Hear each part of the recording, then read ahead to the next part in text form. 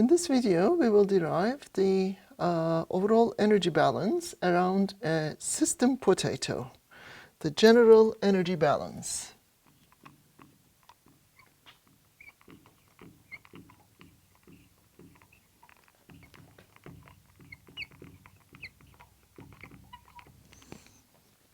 The system potato is any system boundary that surrounds the system of interest that we are going to investigate.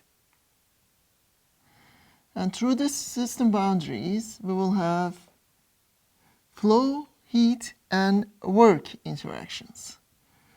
Now, fluids can come in and go out through this system boundary. So I will call m dot n, and I will have another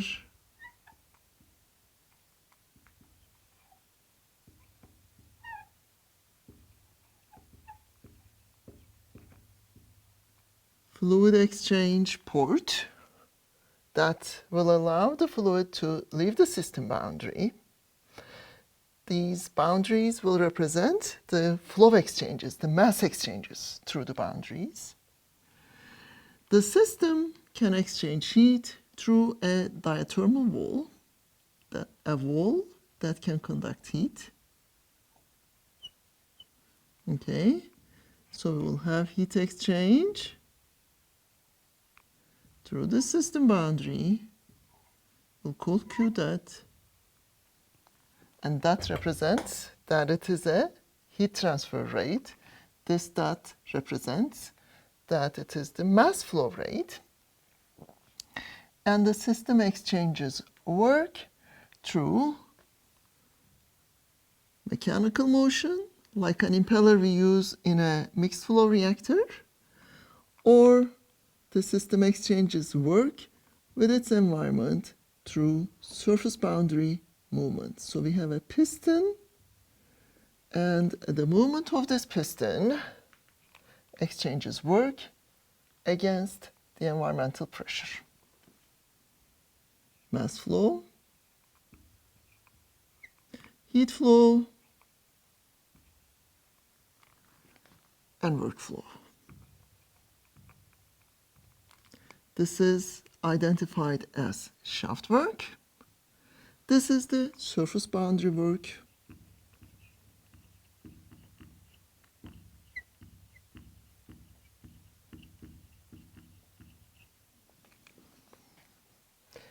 And we are going to have another term for the work, which we call the flow work.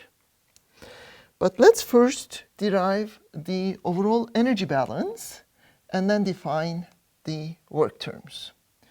The overall energy balance is the general energy balance, also called the first law of thermodynamics, is in line with the general balance equations. In other words, time rate of change of the conserved quantity within the system boundary is equal to the net rate with which the conserved quantity enters through the system boundary minus the net rate at which the conserved quantity leaves through the system boundary. So we are going to have a time rate of change of term. This time it is going to be the total energy, but before I substitute the total energy here, I would like to define what I understand from that total energy above. I will define energy as E. This energy, as I am going to specify, is going to contain several terms. The first term will be the internal energy. The internal energy is defined as the energy stored in the molecular bonds and molecular motions. The internal energy, as we are going to use in this derivation will have the energy that are stored in vibrational, rotational, and translational motion of the molecules, and also in the chemical bonds of the molecules. That is the internal energy. Plus, it is going to be the kinetic energy. But this time, the kinetic energy is going to be the kinetic energy of the macroscopic domain. In other words, the kinetic energy of the fluid package plus the potential energy.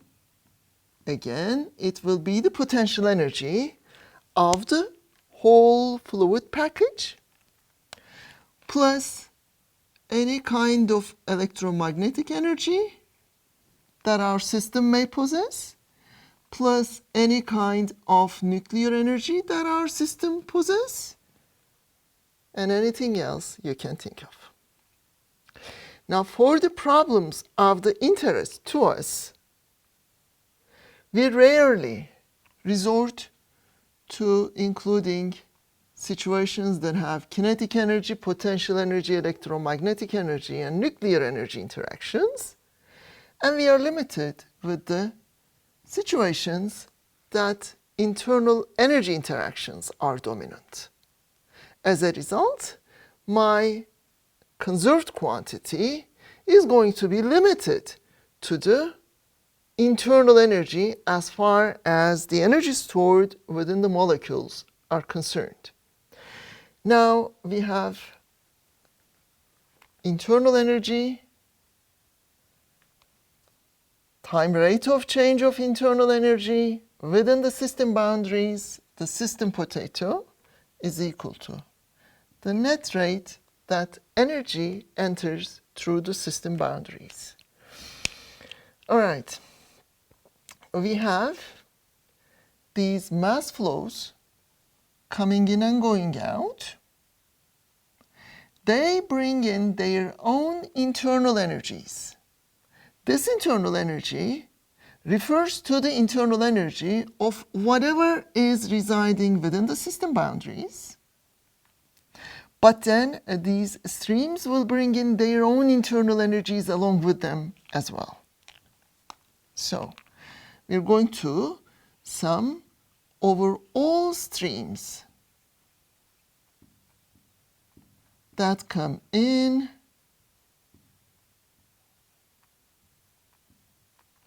through the system boundaries. Here we have only one, but we don't have to have one stream. We can have infinitely many streams that are crossing through our system boundaries. So we are going to use the summation term to have the most general form. This is the mass flow rate. When we put a hat on top of the internal energy term, it is going to imply that this is energy per unit mass.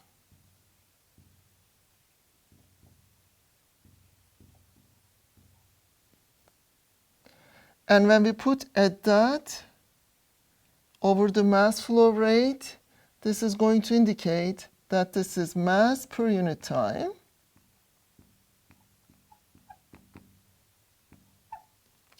And when we multiply them, we get masses cancel.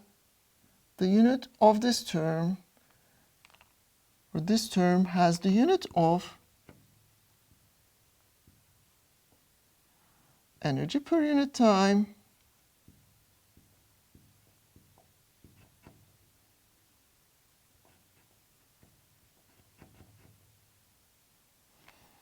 energy per unit time,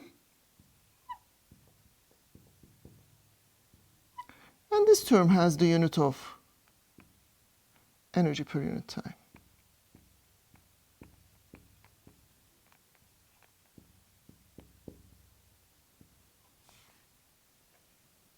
So our balance equation is dimensionally consistent. Okay? This derivation is going to have a lot of information. Bear with me but at the end we will get a neat, clear answer in a single attempt. So this term, summation over all incoming streams that bring in their internal energies, minus all the streams that leave the system boundaries, and that I, U, I hat. This is not the only interaction that we have. Now, if this fluid element, if it is going to be able to force itself through the system boundaries, it has to push the fluid element that is ahead of it.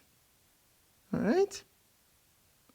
So this fluid element has to force itself into the system boundaries, and the only way that this fluid element can force itself through the system boundaries is through the PV work. All right? Unless this fluid element is at a greater pressure than the contents of the system boundary, the flow cannot go in. So I have to take that into consideration. Okay? I will add the PV work that are pertinent for all the incoming streams, m dot I times P times V hat I. This is the specific volume per unit mass. And of course, in order for this fluid element to leave the system boundary, it has to push its way out, and in order to be able to push its way out, its pressure here should be greater than the pressure at the outlet. Therefore, I have to write an equivalent term for the outgoing stream.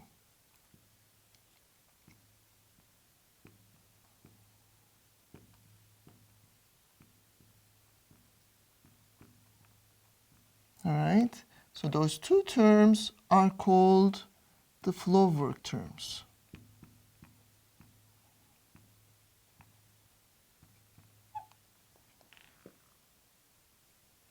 We need to take other work terms into consideration. What else we have? We have shaft work. This is the shaft work.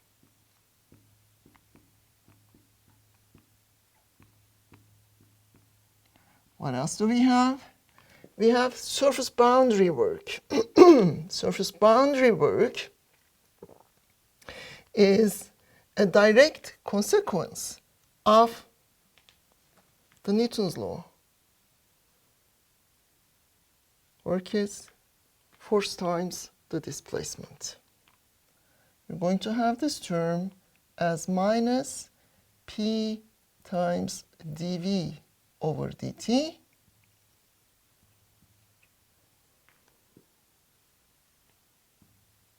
This is the surface boundary work.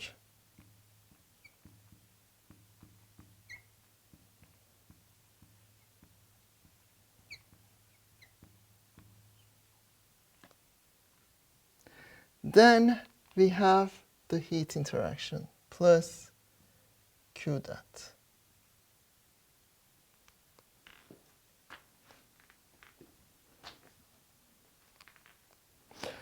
The overall energy balance can be rearranged and simplified as follows. Now let's first bring the surface boundary work term, P dV over dt, to the other side of the equation, where we also have another d over dt term. We have du d over dt, du over dt, let me not go very fast, plus P dV over dt. Okay, I grouped similar terms together.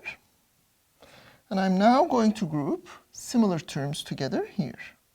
Is going to be equal to summation of incoming streams with their mass flow rates Ui plus PIVI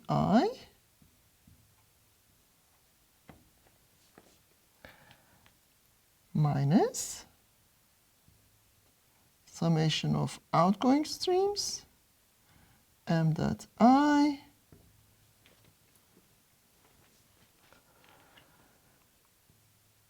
Ui plus PIVI plus shaft work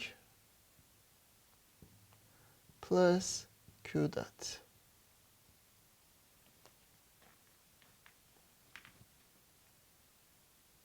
Now we have a specific term for U plus PV. We call it H, enthalpy, HI. HI. Remember that our system potato represents a reactor that interacts with its environment through mass exchange, flow streams, through surface boundary movements. Our reactor can expand and contract. An expanding and contracting reactor example is a very good example is the car engine. That our reactor can have an impeller that rotates. A good everyday example of your impeller rotating in a reactor is your dishwasher and its impeller. All right. And of course, heat exchange. That when you take in the water into your dishwasher, you have to heat it up. There has to be a heat input to your dishwashing reactor. All right, so I have to do one more approximation till we arrive at the final answer. The approximation is going to take our reactor system at constant pressure. Under constant pressure,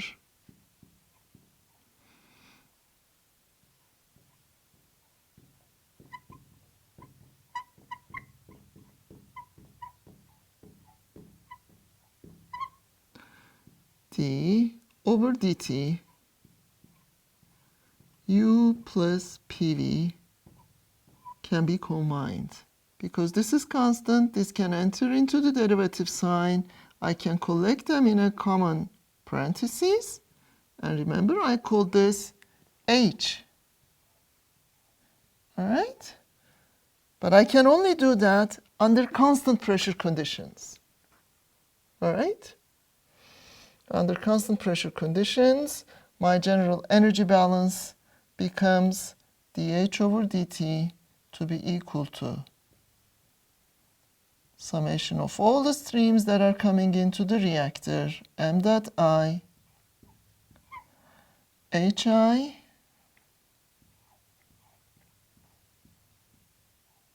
minus all the streams that are going out, m dot I, HI. They're different streams. They may have the same index, but they're different streams. Shaft work. The work that we need to do to turn the impeller. Turn the impeller of your dishwasher. You need electricity. You have to do work. You have to take that into consideration. All right? Plus Q. This is the general energy balance over a system potato. Now, I would like to emphasize a few things. Now this H hat, it is the specific enthalpy per unit mass of the streams, flowing streams, but this H is the enthalpy of the content of the reactor. Okay, this is the enthalpy of the content of the reactor. Now, if we follow through the dishwasher example, that in your dishwasher, you take in tap water. You take in tap water, which is around 15 degrees Celsius. The enthalpy that is coming in is the enthalpy of the tap water. This enthalpy here that represents the enthalpy of the reactor content is the enthalpy of the water that is doing the dishwashing. That water contains detergents, that water contains the contaminations that are removed from your dishes, and that water is at temperatures close to 50 degrees Celsius, depending upon your choice of the temperature of using the dishwasher. And the outlet stream, of course, is going to have its own enthalpy. By the time you discard your dishwater out of your dishwasher, that it will get cooled down, that it will be at a temperature that might be different from the content temperature. So be careful about assigning your enthalpies. And shaft work is the work that our impellers do. Q is the heat that we provide to heat the contents of our reactor. And this is the general form of the energy balance.